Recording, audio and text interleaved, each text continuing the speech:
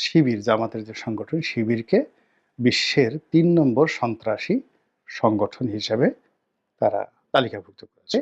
জামাতকে নিয়ে এই যে তারা যে নেতিবাচক অবস্থানে তারা চলে গেল এবং যে শিবিরকে তারা এই যে নেতিবাচক অবস্থানে তারা নিয়ে নিল, এটির কুফল বাংলাদেশের রাজনীতিতে জামাতকে অবশ্যই ভোগ করতে হবে। আসসালামু আলাইকুম রহমতুল্লাহি ওবরকাতুহ। সম্মানিত দর্শক, বাংলাদেশ ইসলামিক রাজনৈতিক দলগুলোর মধ্যে নিঃসন্দেহে জামাত সবচেয়ে সুসংগঠিত।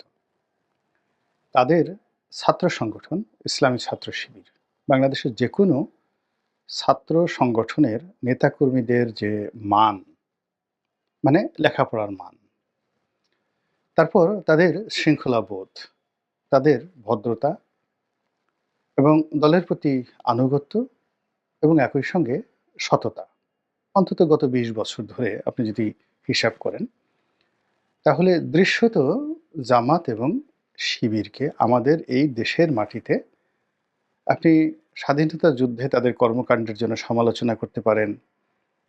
তারপর বিভিন্ন সময় তারা এই একবার বিএনপির সঙ্গে গিয়েছে, একবার জামাতের সঙ্গে গিয়েছে, একবার আওয়ামী লীগের সঙ্গে গিয়েছে। এসব নিয়ে সমালোচনা করতে পারেন। কিন্তু তারা চাঁদাবাজি করেছেন, তারপরে চুরি করেছেন, ধর্ষণ করেছেন, অন্যান্য রাজনৈতিক দলের লোকদের মতন করে, এটা আমাদের দেশের কোনো পাগলও বিশ্বাস করবে না। অধিকন্তু তাদের গেট আপ, মেকআপ, তারপর মোটামুটি তাদের যে রিক্রুটমেন্টগুলো, এগুলো একটা স্ট্যান্ডার্ড তারা মেনটেন করেন। যেমন ধরেন একটা উপজেলাতে তারা যাকে আমির বানাবেন। এখন উপজেলা আমির হিসাবে তারা ওই উপজেলার সবচেয়ে শিক্ষিত মানুষদের মধ্যে একজন, নামাজ কালাম পড়েন, তারপরে যার মধ্যে কোনো দুর্নীতির এবং সন্ত্রাসের কোনো বালাই নেই, এই সমস্ত মানুষকে তারা সাধারণত নেতা নির্বাচন করেন।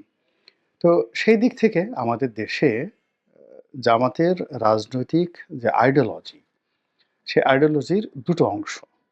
একটা হলো ধর্মীয় আইডিওলজি। তো ধর্মীয় আইডিওলজি নিয়ে তারা যে মওদুদিবাদ কিংবা ওহাবিবাদ কিংবা ইবনে তাইমিয়ার যে থিওরি, ইবনে কাসিরের যে মতাদর্শ, এই বিষয়গুলো নিয়ে তারা যে চর্চা করে, এটির সঙ্গে হয়তো ইসলামপন্থী অন্যান্য যারা রাজনৈতিক দল আছে, গোষ্ঠী আছে, তারা টেকনিক্যালি দ্বিমত পোষণ করেন। কিন্তু জনতা এই জিনিসগুলো বুঝতে চান না। তারা এখনো পর্যন্ত অনেক ওয়াজ হয় জামাতের বিরুদ্ধে এবং যে সকল তাদের যারা প্রতিপক্ষ খুব নির্মম ভাষায় তাদেরকে নবী বিরোধী, তাদেরকে ইসলাম বিরোধী, অনেকে তাদেরকে কাফের বলে পর্যন্ত ফতোয়া দিয়ে থাকেন। কিন্তু তা সত্ত্বেও জামাত নিয়ে সাধারণ মানুষ তাদেরকে ঠিক ওইভাবে প্রতিপক্ষের গালাগাল অনুযায়ী তাদেরকে কথাবার্তা এভাবে বলে না। শিবির নিয়ে একই অবস্থা।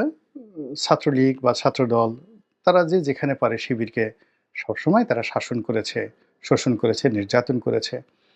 কিন্তু নিজের অজান্তে, সেই নির্যাতনকারীরাই নিজের অজান্তে একটা অনুশোচনা তাদেরকে তাড়িত করেছে যে আসলে এই ছেলেটা তো শুধুমাত্র রাজনীতি করা ছাড়া অন্য কোনো অপরাধ করেনি, আমাদের চাঁদাতে ভাগ বসায়নি, হলের সিটটা জোর করে দখল করেনি, বা আমাদের কারো টাকা পয়সা মারেনি। তো এইভাবে বাংলাদেশে জামাত এবং শিবিরের যে রাজনীতি পরস্পর বিরোধী যে একটা অবস্থান, সেটার মধ্যে চলছে। এর মূল কারণটা হলো যে মহান মুক্তিযুদ্ধের সময় তাদের যে ভূমিকা, এই ভূমিকাটাকে তারা এখন পর্যন্ত স্পষ্ট করতে পারেনি, গ্রহণযোগ্য করতে পারেনি এবং তারা এখনো পর্যন্ত তাদের যে মতাদর্শ এবং তাদের যে চলাফেরা, এটাকে সার্বজনীন করতে পারেননি। তারা সবসময় নিজেদেরকে ইসলামপন্থী, তারপর নিজেদেরকে আল্লাহর ওলির দল, নিজেদেরকে জান্নাতি, বা তাদের দল করলে খুব সহজে জান্নাতে যাওয়া যাবে, এই মতাদর্শগুলো তারা অন্তরে ধারণ করেন, মস্তিষ্কে ধারণ করেন। ফলে আমাদের দেশের যে সাধারণ চোর আছে, চোরটা আছে, সমাজের যে লোক একটু ছোটোখাটো বিচার সালিশ করে দুটো ডিম সালিশ থেকে নিতে চায়, গ্রামের একটা টাউট মেম্বার আছে, তো এরকম আসলে যারা রাজনীতি করেন, প্রচলিত রাজনীতি করেন, তার আমজনতার সবার সঙ্গেই তাদের উঠা বসা থাকে। যেমন দেখা গেল এমপি সাহেব আছেন, এলাকার এমপি সাহেব, তিনি খুব ভালো সৎ, নামাজ কালাম পড়েন। কিন্তু সময়ের প্রয়োজনে দেখা গেল এলাকার এক ধর্ষণকারী সেও দেখা গেল এমপি সাহেবের বেডরুমে বসে এমপি সাহেবের সাথে এক টেবিলে বসে খাবার খাচ্ছে।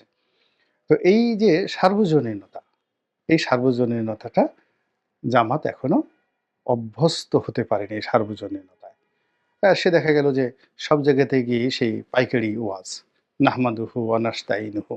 তো কোথাও গিয়ে হরিবোল বলা, যেটা আমাদের প্রচলিত রাজনীতিতে, কোথাও গিয়ে আদাব বলা, কোথাও গিয়ে নমস্কার বলা, কোথাও গিয়ে দাদাবাবু বলা এবং তারা সবসময় সালাম পেতে চায়। জামাতের আমির সবসময় সালাম পেতে চায়। কিন্তু জামাতের আমির কারো পা ধরে সালাম করেন এবং সেটা কারো হিন্দুর পা ধরে সালাম করেন, এটা আমাদের এই সমাজে মানে কল্পনাই করা যায় না। জামাত তো এই দৃশ্য দেখলে মরেই যাবে গড়াগড়ি করে। কিন্তু রাজনীতিতে কি হচ্ছে? রাজনীতিতে যারাই এখানে জিয়াউর রহমান সাহেব বলেন, বঙ্গবন্ধু বলেন, এরশাদ সাহেব বলেন, তারা দেখা গেল একজন পীরকে বা মাশায়েখকে যেভাবে সম্মান করেছেন, একইভাবে একজন হিন্দু মুনি ঋষিকে তারা সমভাবে সম্মান করেছেন। অন্তর থেকে না করলেও বাইরে প্রচার করার চেষ্টা করেছেন। আবার একইভাবে তারা দেখা গেল যে খ্রিস্টান ফাদার যিনি আছেন বা বৌদ্ধ যিনি ভিক্ষু রয়েছেন তাদেরকে ঠিক ওইভাবেই মর্যাদা দিয়ে আসেন। ফলে এরা সার্বজনীন সকল মানুষের সঙ্গে তারা রাজনীতি করতে পারে। পাহাড়ে গিয়ে করতে পারে, সমতলে গিয়ে করতে পারে, কৃষকদের মধ্যে করতে পারে। কিন্তু জামাতের যেটা পাজামা, পাঞ্জাবি, এখন সবসময় তাদের পাজামায় পাঞ্জাবি পড়তে হবে। এই জিনিসগুলোর কারণে কি হলো? আ তারা নিজেদের মধ্যে একটা কমিউনিটি তৈরি করে ফেলেছে। ওই কমিউনিটির বাইরে তারা আর যেতে পারছে না। তাদের রাজনীতিটা সার্বজনীন হচ্ছে না। তো এই কারণে তারা অন্য দলগুলোর মতো জনপ্রিয় হয়ে রাজনীতিতে প্রতিপক্ষ হবে, শক্তিশালী অবস্থান তৈরি করবে। এটা কোনো বিশ্লেষণে আ এটা মিলবে না। এ গেল ১। ২ নম্বর হলো যে তারা নিজেরা নিজেদেরকে যতই মনে করুক না কেন, ভারত তাদেরকে সন্দেহ করে। সবসময় তাদেরকে সন্দেহ করে। এমনকি পাকিস্তানও তাদেরকে বিশ্বাস করে না। এটা খুব আশ্চর্যের ব্যাপার। এটা নিয়ে আলাদা একটা ভিডিও করতে হবে যে কেন পাকিস্তান তাদেরকে বিশ্বাস করে না। তো পাকিস্তান তাদেরকে বিশ্বাস করে না। বিএনপি এবং জামাত দুটো যদি অপশন আসে, পাকিস্তান অবশ্যই বিএনপিকে গ্রহণ করবে, জামাতকে নয়। কেন? এটারও একটা কিন্তু আ যাকে বলে চমৎকার একটা অঙ্কের হিসাবপত্র এখানে আছে। তৃতীয়ত পশ্চিমারা জামাতকে ভয় পায়। প্রচণ্ড ভয় পায় এবং তাদের সম্পর্কে তাদের একটা ফোবিয়া রয়েছে, আতঙ্ক রয়েছে। এবং এই আতঙ্কটা নিয়েই আমি অনেক আগে সেই আ জুলাই, আগস্ট, সেপ্টেম্বরের মাসের দিকে আমি বলছিলাম যে আগামীতে যে আ দেশি-বিদেশি চক্রান্তগুলো চলছে বাংলাদেশের রাজনীতিতে নিয়ে, এই রাজনীতিতে ১ম শিকার হবে আ আওয়ামী লীগ তো উচ্ছেদ হয়ে গেছে। ১ম এই রাজনীতির শিকার হবে জামাত। তারপরে আ শিকার হবে বিএনপি। এখন দেখেন অবস্থা কি দাঁড়িয়েছে? আ বিএনপি যেহেতু আমি বিএনপি দলটা করি, তবুও আমি বলব কিন্তু জামাত আজকের আলোচনায় জামাত নিয়েই আমি থাকি। সম্প্রতি আ সমকাল পত্রিকার একটা রিপোর্ট দেখলাম যে আমেরিকার একটা সংগঠন, প্রাইভেট সংগঠন, এনজিও বা আম আ সেখানে ওদেরকে বলা হয় থিংক ট্যাংক। তো এই থিংক ট্যাংক তারা শিবির, জামাতের যে সংগঠন, শিবিরকে বিশ্বের ৩ নম্বর সন্ত্রাসী সংগঠন হিসেবে তারা তালিকাভুক্ত করেছে। এবং ১ নম্বর হিসেবে তারা আইএসকে, ইসলামিক স্টেট তাদেরকে আ তারা করেছে। ২ নম্বর হলো তালেবানদেরকে আর ৩ নম্বরে শিবিরকে। এখন এটা নিয়ে আপনি কি বলবেন? আ শিবিরে যারা লোকজন তারা যদি আত্মতৃপ্তি লাভ করতে চান বলতে পারেন যে ওটা একটা এনজিও, বাংলাদেশের একটা এনজিওর মতো একটা এনজিও, তারা কি লিখলো না লিখলো তাতে বাংলাদেশে আমাদের কি আসে যায়? আমেরিকাতে আমাদের কি আসে যায়? কিন্তু আমেরিকা, ভারত এবং ইংল্যান্ড মানে এই দেশগুলোতে আ ব্যাপার হলো যে সেখানে সরকার অনেকগুলো থিংক ট্যাঙ্ককে নিয়মিত পরিশোধ করে, টাকা দেয় এবং তাদেরকে বিভিন্ন গবেষণা চালানোর জন্য তাদেরকে নিয়মিত মাসোহারা দেয় এবং তারা সেই গবেষণাগুলো করে, আবার সেই গবেষণাগুলো তারা কিনে নেয় এবং কিনে নিয়ে সেই গবেষণাগুলো আবার তারা কিন্তু আ রাষ্ট্রীয়ভাবে সেগুলো ইমপ্লিমেন্ট করে।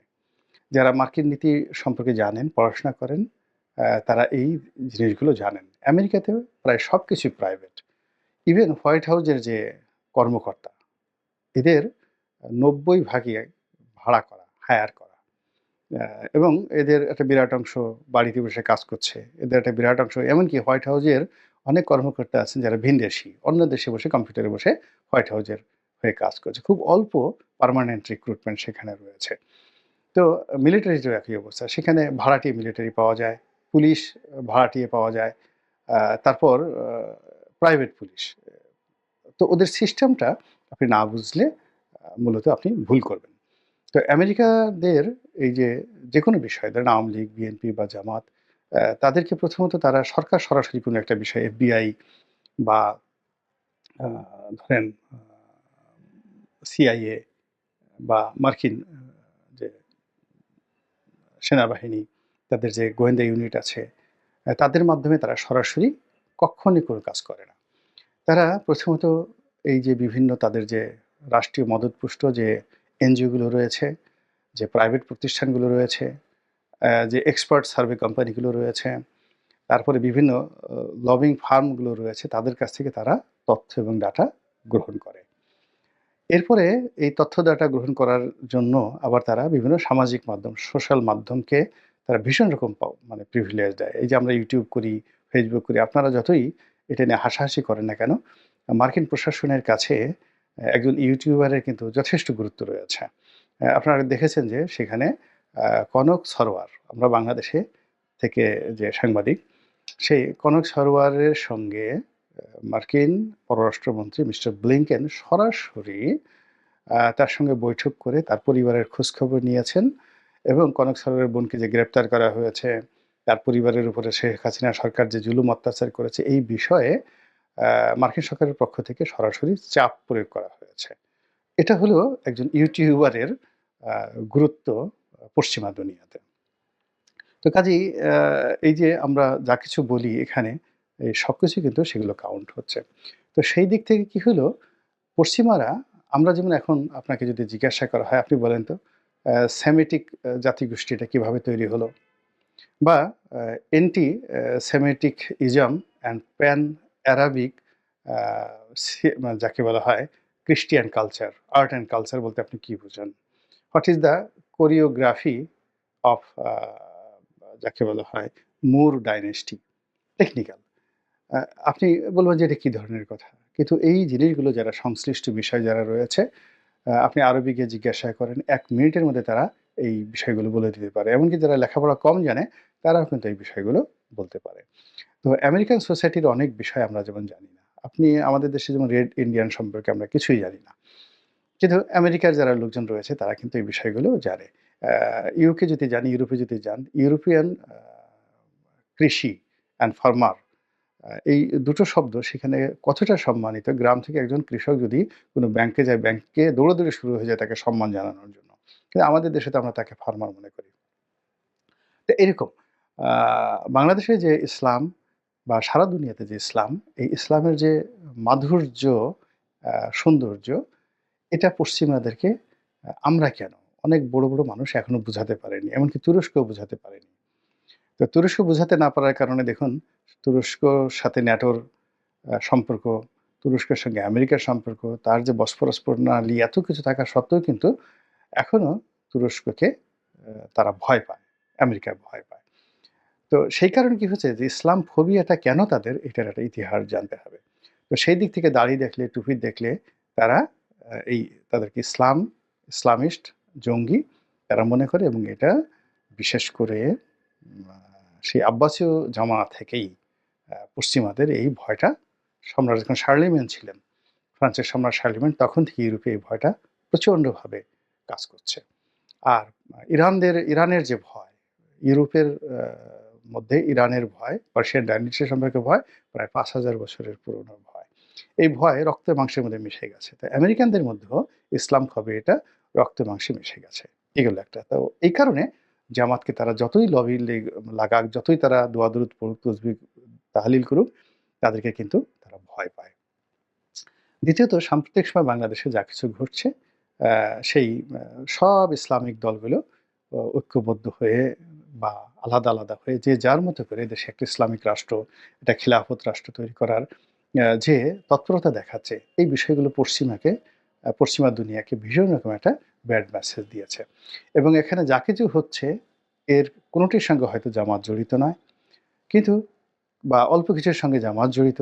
কিন্তু পুরো দায়-দায়িত্ব যেহেতু জামাত সবচেয়ে বড় সংগঠিত পর্যায়ে আছে, তো পশ্চিমাদের সেই এত আধুনিক প্রযুক্তি থাকা সত্ত্বেও সিআইএ, এফবিআই থাকা সত্ত্বেও তারা মনে করছে যে জামাতই এই কাজগুলো তারা করছে এবং প্রমোট করছে। ফলে জামাতকে নিয়ে এই যে তারা যে নেতিবাচক অবস্থানে তারা চলে গেল এবং যে শিবিরকে তারা এই যে নেতিবাচক অবস্থানে তারা নিয়ে নিল, এটির কুফল বাংলাদেশের রাজনীতিতে জামাতকে অবশ্যই, অবশ্যই ভোগ করতে হবে। একটা জিনিস বোঝার চেষ্টা করুন, আ বিএনপি জমানার শেষ দিকে টাকা পাচার, তারপরে শেষে সন্ত্রাস এবং চীনকে মদদ দিয়ে সেভেন সিস্টারকে অস্থির করার জন্য যে সকল আ বিষয় মার্কিন প্রশাসন, কানাডিয়ান প্রশাসন এবং অস্ট্রেলিয়া বিএনপির বিরুদ্ধে যে সকল সিদ্ধান্ত নিয়েছে, ওই সিদ্ধান্তগুলো এখন এই ২০ বছরে কিন্তু পরিবর্তন হয়নি। And this is the reality. তো কাজেই আ যারা রাজনীতি করেন, তারা যদি সেই রাজনীতির বিষয়গুলো নিয়ে গবেষণা তাদের একটা সেল থাকে এবং সেইভাবে যদি তারা সতর্ক অবস্থান নেন, তাহলে তারাও যেমন নিরাপদে থাকেন, দেশটাও নিরাপদে থাকে। আল্লাহ আমাদের সবাইকে হেদায়েত দান করুন এবং হেফাজত করুন। আসসালামু আলাইকুম ওয়া রাহমাতুল্লাহি ওয়া বারাকাতুহু।